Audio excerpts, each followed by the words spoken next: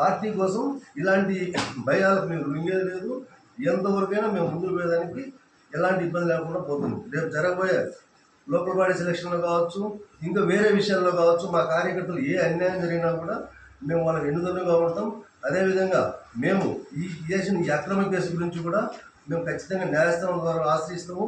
వీళ్ళు చేసిన ఈ తప్పుడు అక్రమ కేసులు న్యాయస్థానం దృష్టిలో పెట్టి ఖచ్చితంగా మాకు న్యాయం జరిగేంత వరకు మేము పోరాడతాం. కానీ మరి ముఖ్యంగా ఒకటైతే చెప్పగలుగుతాను, ఇది ఇట్లనే ఉండదు. కర్మ సిద్ధాంతం చాలా గొప్పది. ఈరోజు ఒకటి జరిగి చర్యకు ప్రతిచర్య అనేది ఖచ్చితంగా ఉంటుంది. ఈరోజు మా కుటుంబాన్ని వేదనకు మనోవేదన గురి చేయొచ్చు. రేపు పొద్దున జరగబోయే రోజుల్లో మీకు ఈ మనోవేదన ఎలా ఉంటుందో మీకు మీ కార్యకర్తలకు మేము కూడా రుచి చూపించే కార్యక్రమం తప్పకుండా జరుగుద్ది. మా నాయకుడు కూడా చెప్తాను, మా జగన్మోహన్ రెడ్డి సార్ కూడా 2.0 ఉంది. ఆ 2.0 అనేది డిఫరెంట్గా కూడా ఉంటుంది అనేది ఆయన అంటున్నాడు. ఆయన అడుగుదలలో మేము నడుస్తాము. ఖచ్చితంగా దీనికి మీరు తగిన మూల్యం అయితే చెల్లించుకునేదని సిద్ధంగా ఉండాల్సిన పరిస్థితి ఉందని మీ ద్వారా మేము వారికి తెలియపరుచుకుంటున్నాం.